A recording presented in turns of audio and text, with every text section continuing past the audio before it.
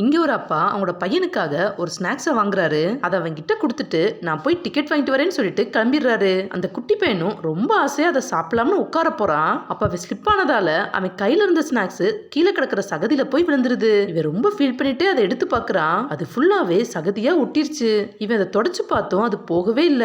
இவன் தண்ணி ஊத்தி அதை கழுவலாம்னு பாக்குறான். அந்த பைப்லயும் தண்ணி வரவே இல்ல. அதே நேரம் அவனோட அப்பா வந்ததும் இவன் அந்த ஸ்நாக்ஸை கீழே போட்டுட்டு அப்பா கிட்ட வர்றான். அப்பா அவன் கிட்ட அந்த ஸ்நாக்ஸ் நல்லா இருந்துச்சான்னு கேக்குறாரு. அவனும் சூப்பரா இருந்துச்சுன்னு சொல்றான். அவர் இவங்கிட்ட உனக்கு வயிறு நிறைஞ்சிருச்சான்னு கேக்குறாரு.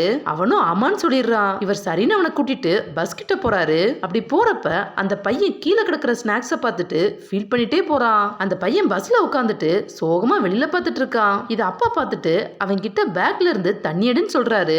அந்த பையன் தண்ணி எடுத்ததும் உள்ள ஒரு பார்சல் இருக்கதை பார்த்துட்டு அதை ஓபன் பண்ணி பாக்குறான். பார்த்தா அதே ஸ்நாக்ஸை தான் அப்பா இவனுக்காக வாங்கிட்டு வந்திருக்காரு. இவன் ரொம்ப சந்தோஷமா அப்பாவை பாக்குறான். அப்பாவோ இந்த தடவையும் அதை கீழே போட்டுறாதுன்னு சிரிச்சுக்கிட்டே சொல்றாரு. இவனும் சரின்னு சொல்ல அவரோ அதை சாப்பிடு உனக்கு ரொம்ப பசிக்கும்லன்னு சொல்றாரு. இவ அதை கீழே போட்டதை அப்பா பார்த்துட்டாரு. அதனாலதான் அவரு அவனுக்காக இன்னொன்னு வாங்கிட்டு வந்திருக்காரு. இவனும் ரொம்ப ஹாப்பியா அதை சாப்பிடுறான்.